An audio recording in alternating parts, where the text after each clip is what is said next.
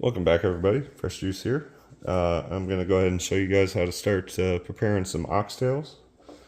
So what you want to do is start off with a little bit of olive oil and I'm using a crock pot tonight, basically a slow cooker. So I've got it turned on high right now, but basically the goal is to sear these oxtails.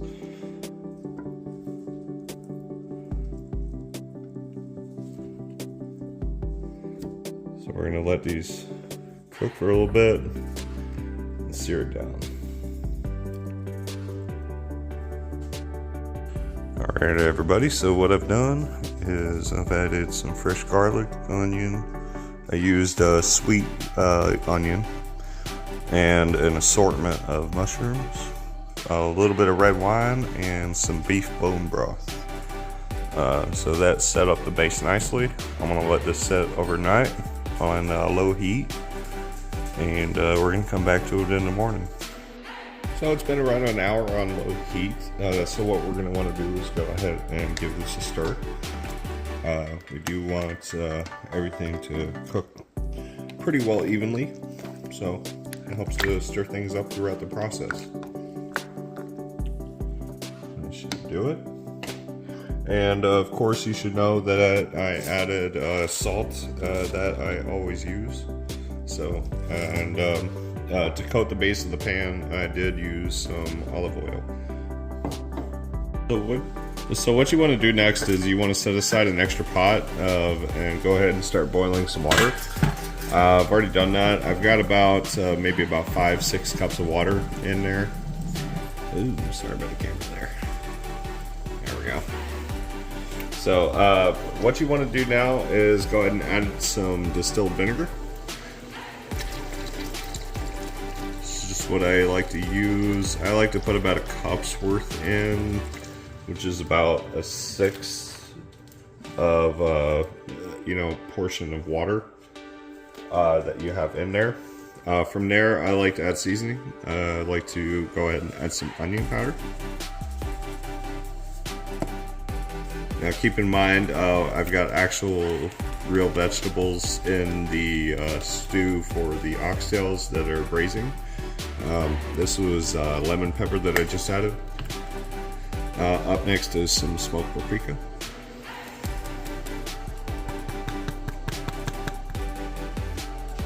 It's too clogged up, so you want to add about 2 tablespoons of this.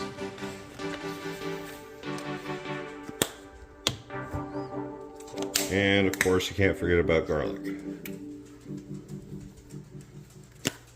Again, another 2 tablespoons. Just spread it out nice and evenly. And go ahead and grab something to stir with. There we go.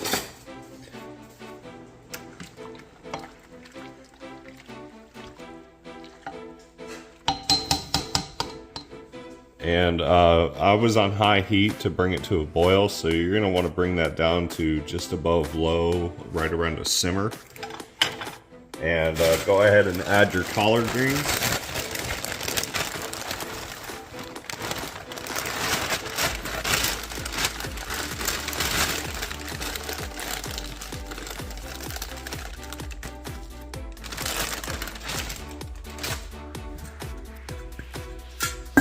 Pop the lid on and you're good to go for a little bit, and we're going to come back with a little bit of good stuff to add to it later on.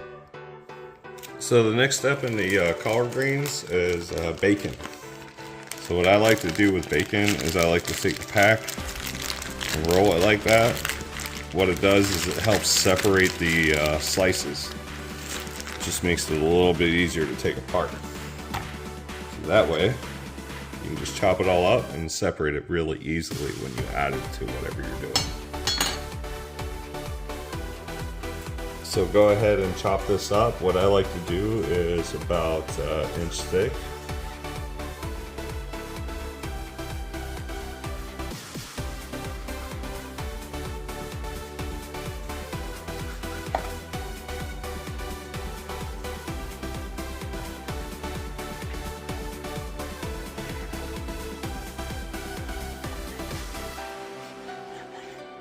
You get the idea of this.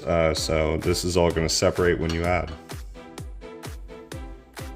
So after you've chopped up all the bacon, you're going to go ahead and want to start separating and adding into your collard greens.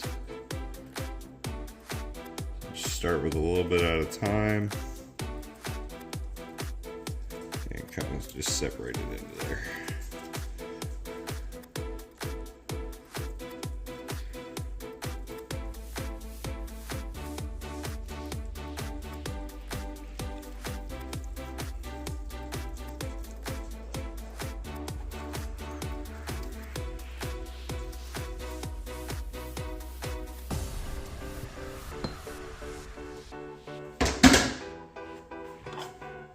After that, go ahead and grab your utensil and just start to stir that in.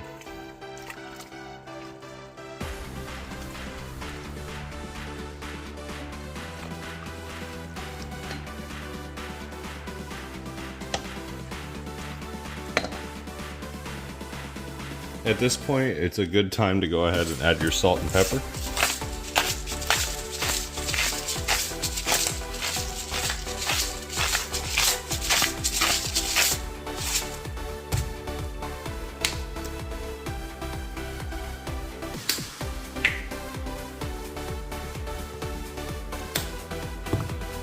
So I did about 2 tablespoons of salt with 1 tablespoon of pepper. Just go ahead and mix that all up. And what we're gonna do is we're gonna let all this cook together for a few hours on low heat on stove top. I wish I was doing this in a cast iron pot, but this will be just fine. It'll come out tasty. It'll be just fine. I just like a different method of cooking from time to time. And one thing that took me back to a childhood memory was a cast iron pot. It just brings out a lot of different flavors, especially when you've been cooking in it for a little minute. It's called seasoning the pot. But this is a really good method as well. But just stick around. I hope you guys like, subscribe, and share. And we're going to make a really tasty meal out of all of this. As soon as your greens look like this, go ahead and cut the heat off. Let it set over. There you go. Now for the spoon test. Yep. That came off pretty darn easy.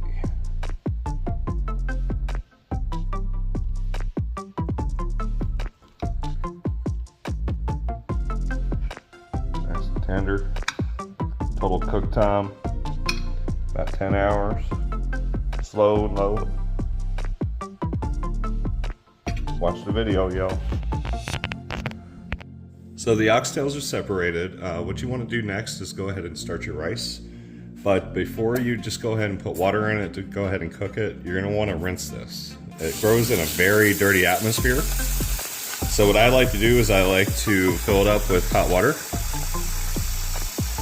You can do cool water too if you'd like, but this usually kind of brings the rice up to a better temperature, more conducive for loosening dirt and grime and, you know, just whatever else are on the grains. They grow clean-ish, but they just grow in a dirty environment. So as you can see, it's very cloudy. So this is not what you want. Go ahead and dump that out. Just a little bit, not to lose any grains of rice. And repeat the process until this is clear. This should probably take about 2 or 3 cycles, but I only put about a cup and a quarter cup of rice in here because it does expand. It does. It definitely really grows. So, like I said, we're just gonna keep doing this. Make it as turbulent as possible. Just don't lose any grains. Kind of swirl it with your fingertips. Always wash your hands, of course, you know, before doing this, but you're washing dirt and grime off. It really doesn't matter, but just wash your hands periodically throughout the cooking process regardless. So it's a lot more clear. Maybe one more round.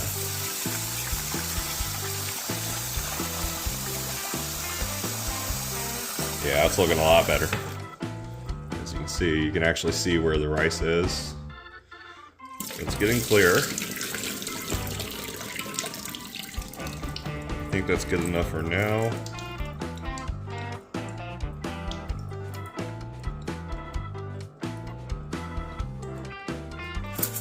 Alright, kind of even it out like that. And go ahead and add your water, swirl it around. Make sure all that rice is submerged. Fill it up about there. And what you want to do, you want to take your pinky. If it reaches that first knuckle, right there, this one. If it reaches that first knuckle, you want to go ahead and this is enough water. Go ahead and throw it on the cooker. Alright folks, here's for the really fun part. This next part is kind of fun. So what I like to do is I like to take a sifter type spoon. I like to scoop up just regular general all-purpose flour. I just like to tap this in there. What you're doing is you're sifting all the clumps out and making a really fine flour hit the drippings from the oxtail braising. What we want to do is we want to make a gravy. So we're just going to add a little bit of flour to thicken it up.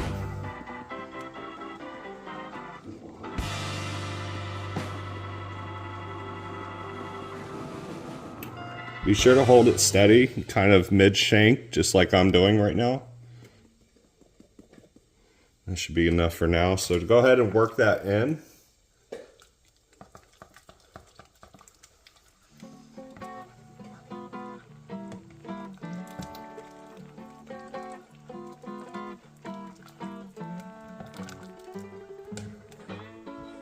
So I'm going to go ahead and choose a different utensil. Choose your weapon. Get over here. So we're going to go ahead and just whisk this. I was kind of stupid using the spoon, to be honest. It's been a while since I've made a gravy. And the fun part about gravies is that you can add whatever you like to make it thinner or thicker, whatever you want to do with it. I want a nice hearty gravy, which is why I use the drippings, which has mushrooms, onions, fresh garlic. Has a lot of good flavors. Some red wines in there that was used to deglaze the pan for, or the pot for the oxtail searing. So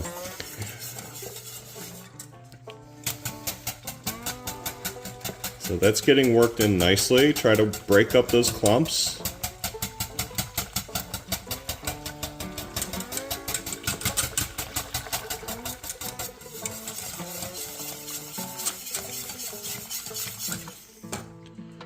Safe to assume we can probably add some more.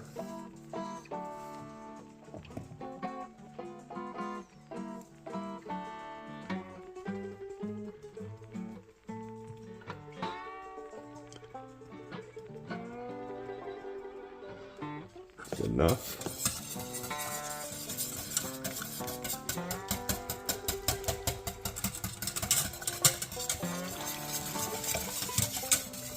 And you're going to want to run this over low to medium heat, so somewhere in that fine middle point. You don't want it too hot because the flour will cook together and clump up. You don't want it too cold or else the flour won't emulsify. So you want all your ingredients to kind of integrate with each other.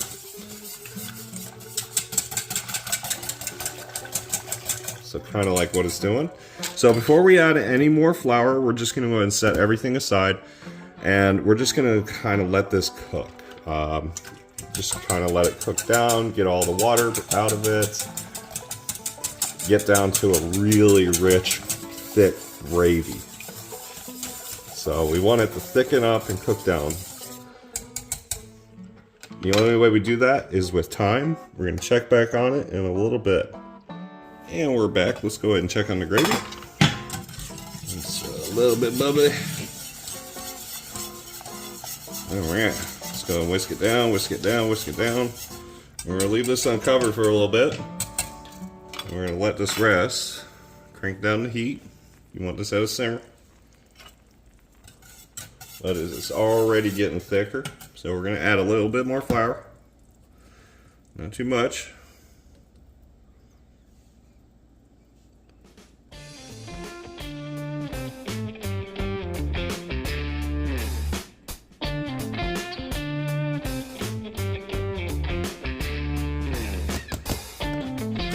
Alright, go ahead and whisk it in.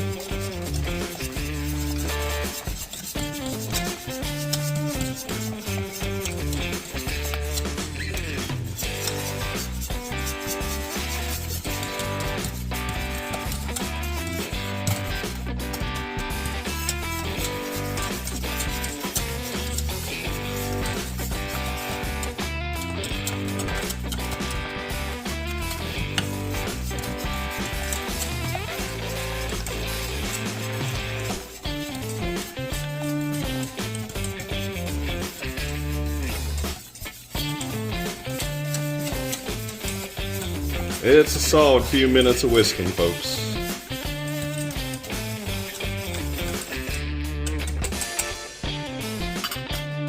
Okay, it's looking pretty good.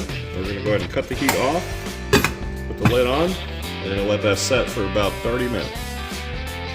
Alright, y'all, big reveal. Got ourselves a bunch of collard greens with some bacon.